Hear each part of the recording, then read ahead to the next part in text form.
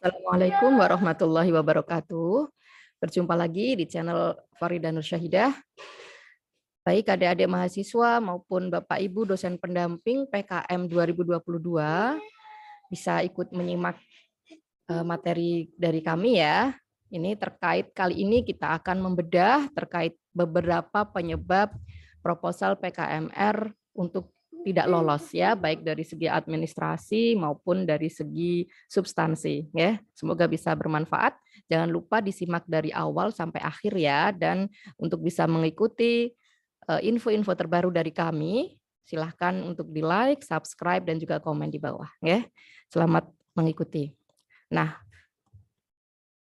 hal yang pertama yang akan kita bahas di sini ada terkait dengan penyebab administrasi, kenapa proposal di PKMR itu tidak lolos. Ya, mungkin Bapak Ibu juga merasa gemes gitu ya, bimbingannya belum lolos-lolos juga, atau adik-adik yang sedang mengajukan udah setahun yang lalu, 2 tahun yang lalu ngajuin tapi belum rezeki misalnya, semoga di tahun ini saya doakan bisa lolos begitu ya.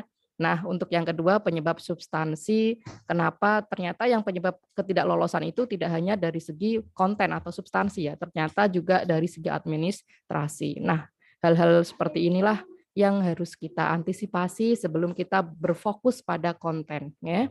Yang pertama, penyebab administrasi kenapa sih proposal kita bisa tidak lolos.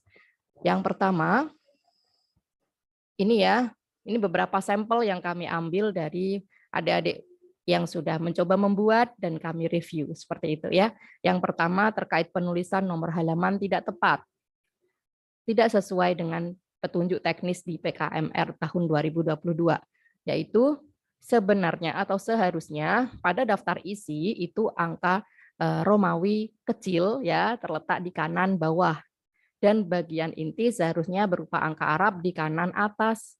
Nah, untuk adik-adik mahasiswa yang masih belajar menulis, ini sangat dapat dipahami gitu ya. Adik-adik kadang menuliskannya atau membuatnya masih belum sesuai di pedoman ya. Misalnya di daftar isi yang harusnya di kanan bawah, pojok kanan bawah, tapi masih dituliskan di atas. Malah kebalik ya, yang bagian halaman inti malah ditulis di bawah, padahal harusnya di kanan atas. Nah, selanjutnya ini ada tipe kesalahan berikutnya adalah ditulis di double, dua-duanya atas dan bawah ada. Nah, itu harap di cross check baik-baik ya adik-adik semua. Hal-hal demikian ini yang menjadi penggugur proposal untuk eman-eman untuk tidak lolos ya. Hal sepele tapi lumayan harus diperhatikan. Untuk penyebab yang kedua, spasinya tidak 1,15 ya, karena di dalam pedoman atau petunjuk teknis sudah di state atau diberikan bahwa spasinya harus 1,15. Nah, ini misalnya spasinya tertara belum 1,15 ya, mungkin masih 1,5 atau malah 1 atau malah 2 gitu ya. Nah, itu harus di cross check kembali ya, disesuaikan. Kemudian penyebab yang ketiga adalah penamaan bab tidak sesuai dengan petunjuk teknis di PKMR ya. Misalnya untuk di pedoman atau petunjuk teknis PKMR tahun 2022 ini adalah daftar isi, bab 1 pendahuluan, bab 2 tinjauan pustaka, bab 3-nya. Nah, bab 3-nya malah metode penelitian, padahal di situ disebutkan metode riset. Nah, seperti itu harus berhati-hati ya. Penamaan bab harus memang sesuai, dicek kembali, sesuaikan dengan petunjuk teknis yang sedang berlaku. Selanjutnya, yang keempat adalah lampiran belum dituliskan di daftar isi, tetapi malah terpisah di halaman setelah daftar pustaka. Nah, ini ada ya, karya adik-adik itu ada yang lampirannya di daftar isinya ini hanya lampiran saja, gitu. Tidak disebutkan apa saja lampirannya. Nah, sebaiknya atau seharusnya itu ada ya, dituliskan saja lampirannya itu di daftar isi, lampiran 1, lampiran 2, sampai dengan lampiran 4. Apa saja itu, semuanya sudah ada di petunjuk teknis atau pedoman penulisan ya. Nah, di sini ini lampiran yang dituliskan setelah daftar pustaka. Nah, itu kurang tepat ya, tidak tepat. Nanti bisa adik-adik perbaiki kembali. Kemudian untuk yang selanjutnya, menuliskan lampiran yang tidak diminta ya. Nah, ini mungkin itu tadi bagi penulis pemula ya, mungkin belum menyadari bahwa lampiran yang diminta itu apa dalam PKMR, karena setiap skim berbeda-beda. Apa saja lampiran yang diminta itu berbeda. Nah, misalnya setelah daftar pustaka kan tadi lampiran.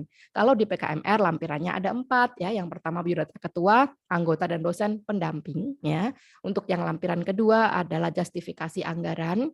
Kemudian yang lampiran ketiga adalah susunan organisasi tim ya. Kemudian dan juga yang terakhir surat pernyataan ketua pelaksana ya. Nah, di sini malah dituliskan ada 9 lampiran. Itu tidak perlu ya. Ini semua lampiran yang ada di buku petunjuk malah dituliskan di proposalnya ya. Nanti dicek lagi ya. Jangan sampai menuliskan yang tidak diminta atau tidak menuliskan yang diminta. Kemudian nomor 6, tabel 4.1 tidak sesuai petunjuk teknis. Nah, ini misalnya di petunjuk teknis yang terbaru, yang terupdate ya, tabel 4.1 rekapitulasi rencana anggaran biaya. Di sini ada 2 sumber ya, 2 sumbernya Belmawa, PT dan juga sumber lain. Kalau sumber lain opsional, kalau perguruan tinggi itu wajib untuk dicantumkan ya. Nah, nanti bisa adik-adik tambahkan. Kemudian ada juga yang belum mencantumkan dana tambahan dari PT sebesar kalau dari perguruan kalau dari UGRIS yaitu maksimal 15% ya. Nanti harap dicantumkan kalau maksimal 15% dari dana yang diajukan. Misalnya diajukan dari Belmawa kan diberikan interval dari 5 sampai 7 juta. Kalau 15%-nya berarti maksimal 1.050.000. 15% dari 7 juta. Itu ya. Jangan sampai lebih dari 1.050.000. Misalnya ada yang masih mencantumkan 1.700.000 dan lain-lain. Nah, itu harap di cross check kembali ya. Kemudian tabel 4.1 masih butuh diperbaiki lagi. Nah, tadi belum sesuai, ini sudah sesuai panduan, tapi masih butuh diperbaiki ya. Nah, maksudnya tidak usah mencantumkan hal-hal contoh ATK, kertas, dan lain-lain, nggak usah ya. Sewa dan jasa nggak usah. Jadi langsung aja poin 1 bahan habis pakai. Poin 2 sewa dan jasa, gitu aja ya. Nah, kemudian 3 transportasi lokal. Kemudian 4 lain-lain. Gitu aja. Nggak usah diberikan contoh dan lain-lain seperti ini ya. Dan nanti harap di cross check kembali nominal jumlah yang ada di rekapitulasi ini harus sama dengan yang ada di lampiran. Nah, selanjutnya apa? Selanjutnya yang masih banyak dijumpai peluang untuk masih belum tepat adalah penggunaan daftar pustakanya, yaitu harus sesuai dengan Harvard Style, sesuai yang diminta. Bagaimana caranya? Contohnya bisa dilihat di buku petunjuk ya. Nah, hal yang seperti ini biasanya masih kurang teliti, masih butuh untuk diperbaiki kembali ya. Selanjutnya tabel 4.2 juga masih belum sesuai dengan petunjuk teknis di PKMR 2022 ya. Kalau di PKMR 2022 itu kan sekedar ada bulan kemudian 1 2 3 4 ya, nggak usah dituliskan per minggunya dirinci seperti ini ya 1 2 3 4 nggak usah ya, hanya 1 bulan pertama 2 3 4 gitu aja ya. Kemudian banyaknya halaman melebihi 10 halaman. Nah, ini karena udah disebutkan bahwa yang di PKMR itu maksimal halaman sampai di daftar pustaka adalah 10 halaman. Kalau ini biasa sampai ke 13 halaman, guys. Jadi harap berhati-hati ya. Kemudian ini penamaan lampiran tidak sesuai petunjuk teknis dan tertera double atau scan tidak rapi dan lain-lain. Nah, ini juga harap berhati-hati dalam mencantumkan ya. Nah, kemudian terkait dengan biodata dosen pendamping ya di sini belum sesuai di petunjuk teknis PKMR 2022. Dipastikan data yang ditulis sesuai yang diminta, yaitu misalnya dari nomor, judul pengabdian kepada masyarakatnya apa, penyandang dana dan tahun ya, nggak usah ada nominal dana yang disebutkan. Ya, harap dicek kembali, disesuaikan. Tanggal sebaiknya dibuat setelah terbit edaran pengusulan proposal PKM dari Belmawa ya, tidak sebelumnya seperti itu. Yang penting setelah ada surat edaran baru kita buat proposal ini gitu ya. Kemudian nah, ini untuk selanjutnya setelah adik-adik memenuhi semua masalah administrasi tadi sudah oke sesuai dengan pedoman atau petunjuk teknis penulisan PKMR, sekarang adik-adik bisa berfokus kepada masalah substansi ya.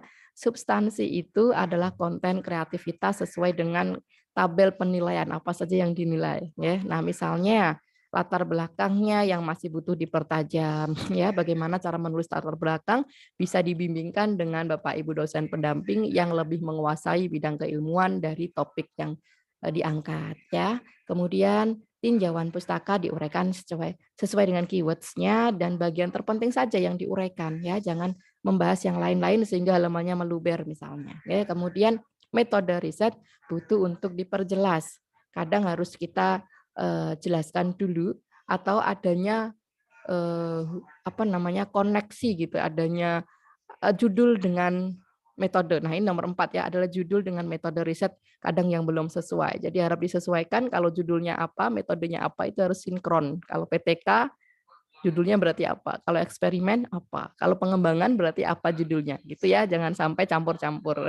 Judulnya pengembangan tapi metodenya PTK. Misalnya seperti itu. Jadi harap diperhatikan kembali, hati-hati ya.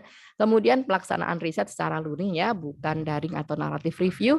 Nah, kalau adik-adik proposalnya masih ada kata-kata naratif reviewnya, bisa segera diperbaiki sebelum nanti masa unggah proposal PKM tahun 2022 ini berakhir gitu ya. Nah, sekarang insya Allah masih ada waktu, segera disesuaikan kembali.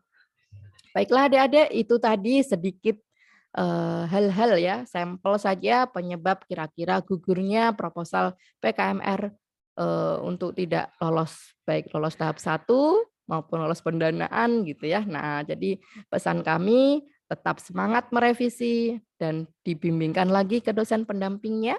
Semoga bisa menjadi karya yang lebih bagus, bisa bermanfaat dan juga berkesempatan lolos. Amin ya robbal alamin. Semoga bermanfaat.